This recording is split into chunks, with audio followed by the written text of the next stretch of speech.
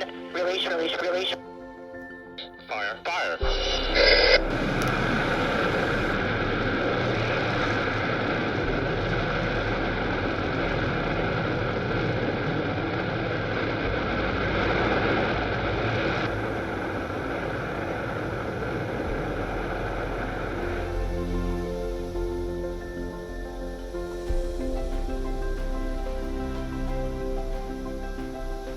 Welcome to space.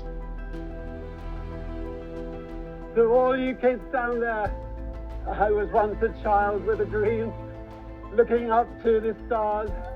Now I'm an adult in a spaceship with lots of other wonderful adults looking down to our beautiful, beautiful Earth. To the next generation of dreamers, if we can do this, just imagine what you can do.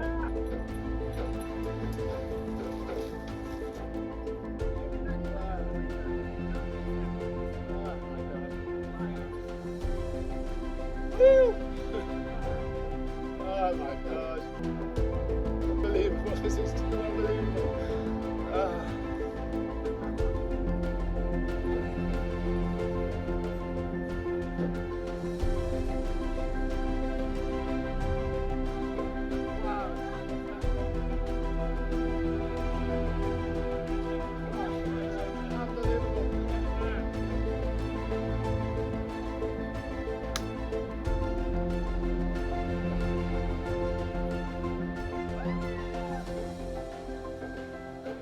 And please return to your seats and strap in. Approaching re-entry.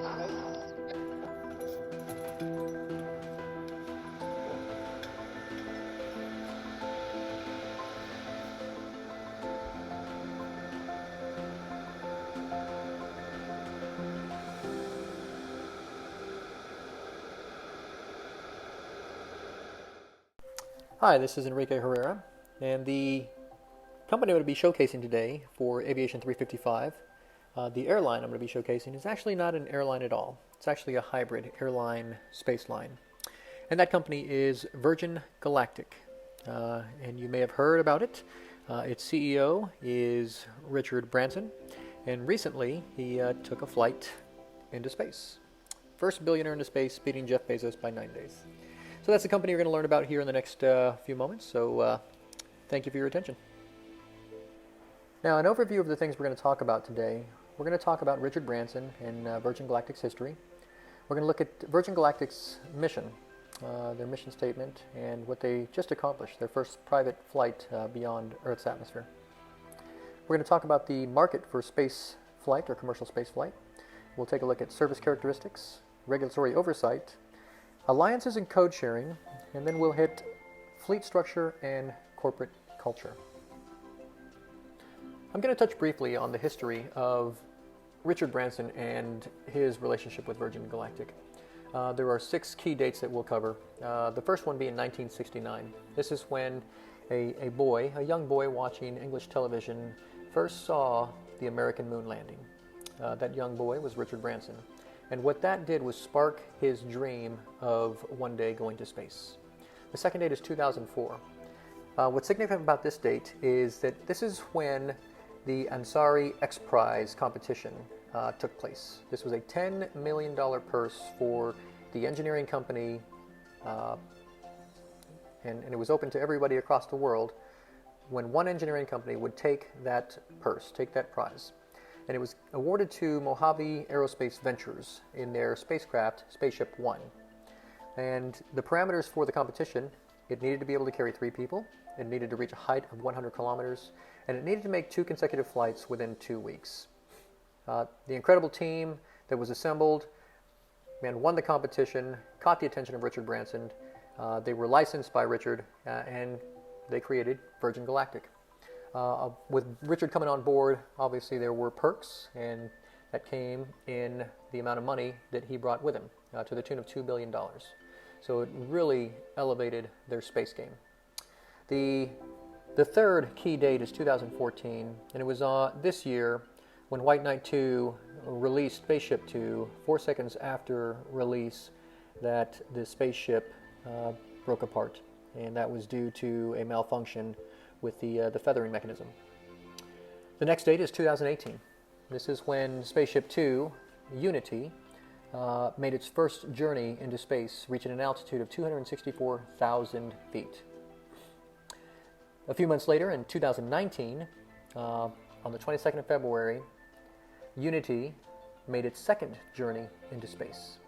Now, the date we're all familiar with is 2021, and that is when Unity 22, the 22nd test flight, and only the fourth flight into orbit, carried Richard Branson and a few other Virgin Galactic executives into space.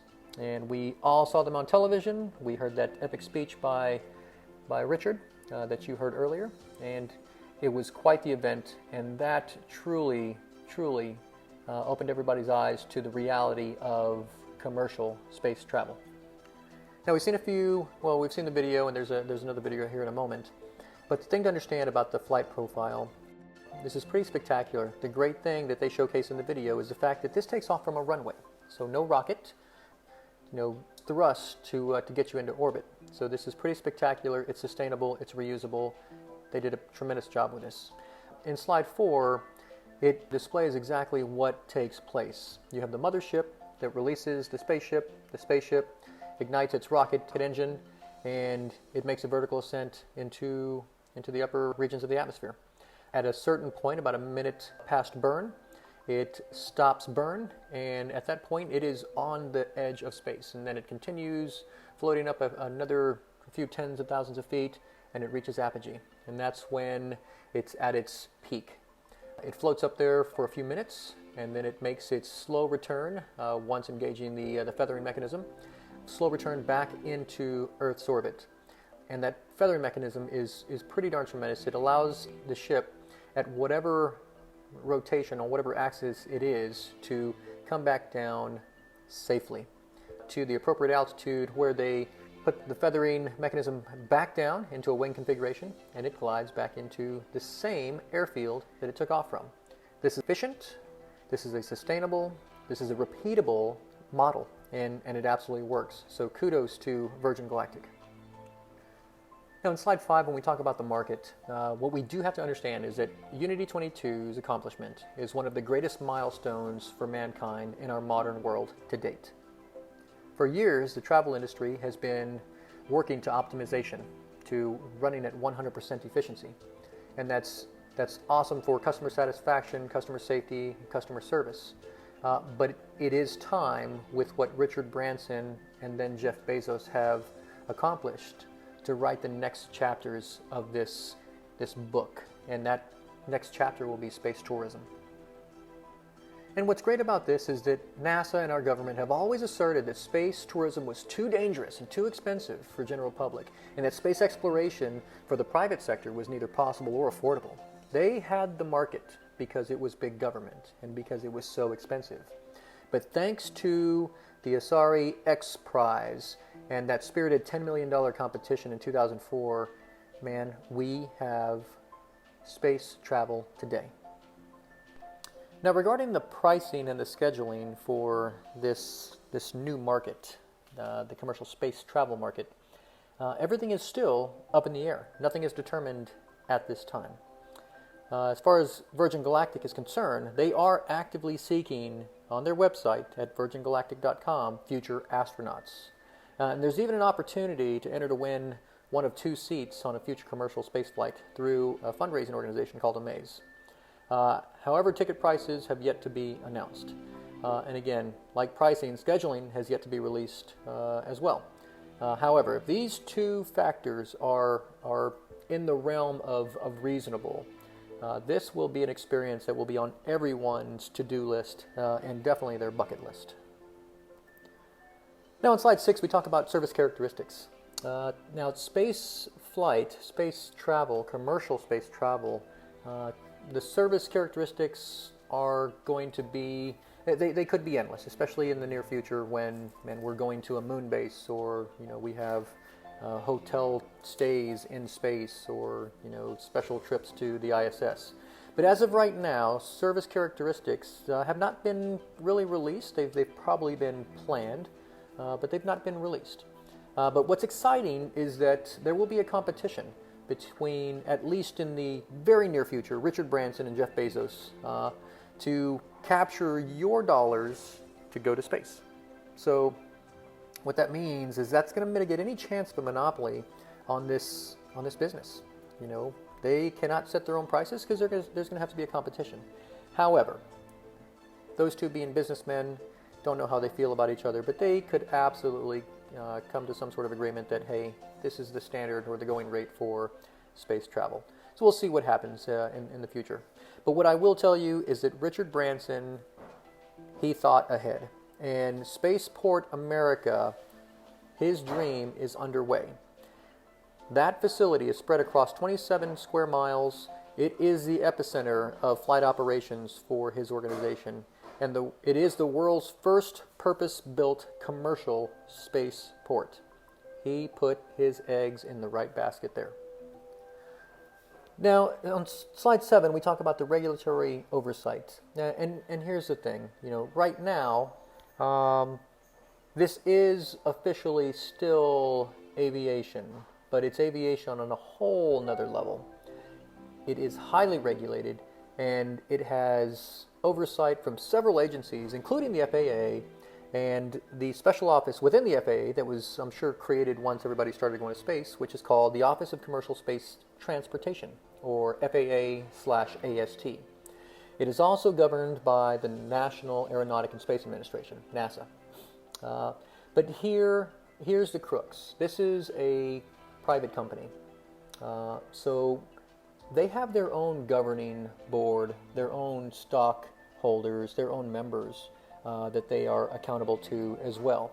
And that's the thing about private versus government. The government, man, they're given money and they can spend it however they want. And yes, they do have to spend it responsibly. But it is even more important for private entities to spend those funds responsibly because they are beholden to the people that are investing in them. In big government, the people investing are taxpayers.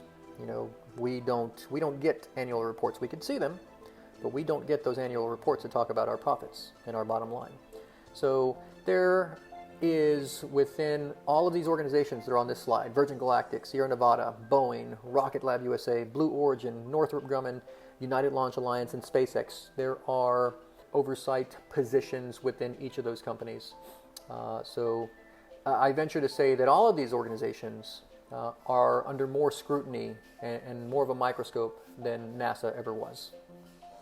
Now, when it comes to alliance and code sharing, because this is not Virgin Atlantic, this is Virgin Galactic. To date, there is not an ally or a code sharing agreement with any other carriers. I don't know what the relationship is like between all of these organizations, especially between the two that just went to space in a private status, and that's Virgin Galactic and Blue Origin. Obviously, space has been there before, but they are fulfilling contracts for the government. So as far as the alliance and the code sharing goes, there's nothing in place just yet. But what we can probably expect is that in the very near future, there could be possible internal arrangements within the Virgin family.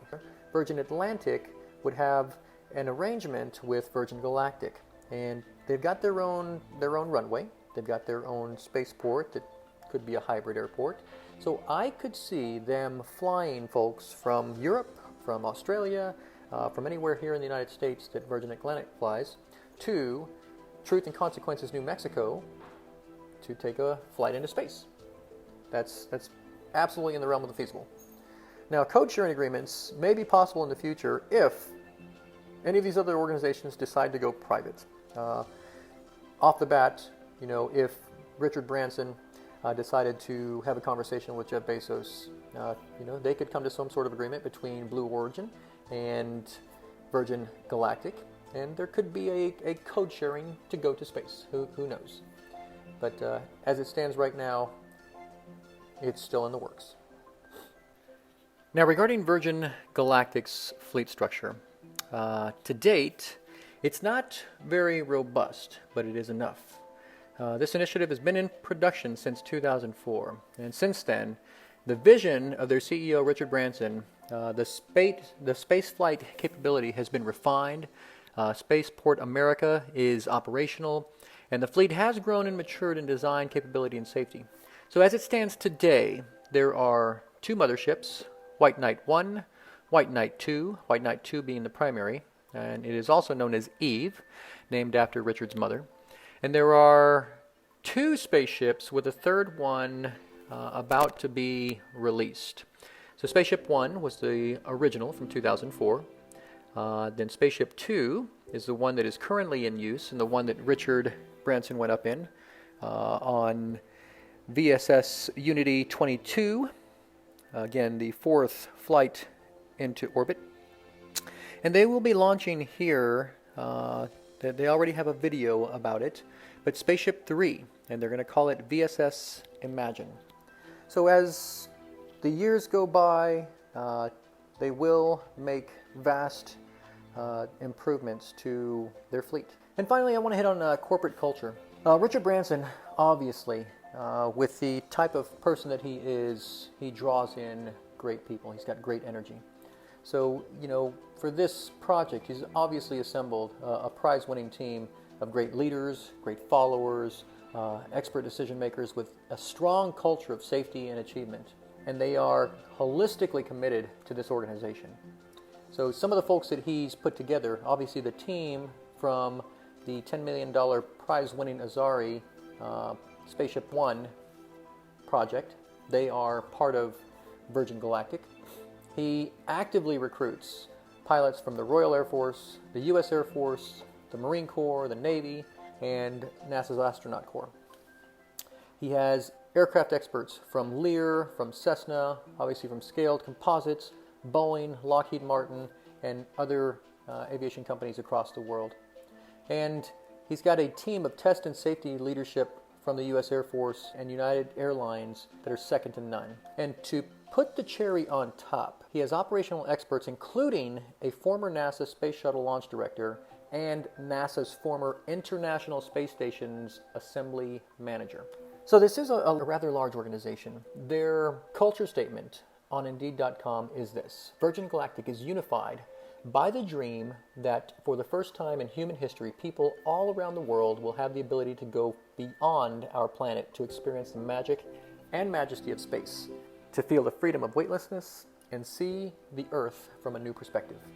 We believe that it all starts with making space more accessible to countless more people than have ever been there before, and inspiring and enabling a new generation to reach the stars. That is a tremendous culture statement. But what I do have to say is that, like any other large organization, I did go in and actually read some of the reviews left by current and former employees. And what I've concluded is that this organization, culturally, is like any other big corporation. It has a very important mission, and it has probably, I'll say, too many people, where turnover is frequent, management, and these are some of the reviews, turnover is frequent, management is cliquish, leadership under the new CEO is lacking, leadership training and management training is required. One of the things that really stuck out, based on some of the classes I've taken here recently, is that they talk about it not being a just culture. And that is a hard place to work in, a hard place to progress in. They talked about the hours being long, the locations being less than desirable. The other thing that stuck out is that several people reviewed that it was not a place that accommodated a healthy work and life balance. And for a lot of people, that's important.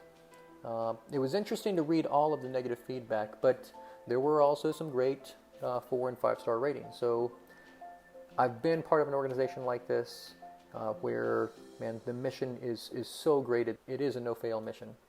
And that's what happens as you grow. You stop the cohesiveness and you become a corporation. And that's what this is. This is the corporate culture of Virgin Galactic. And it is big. And you get the good with the bad.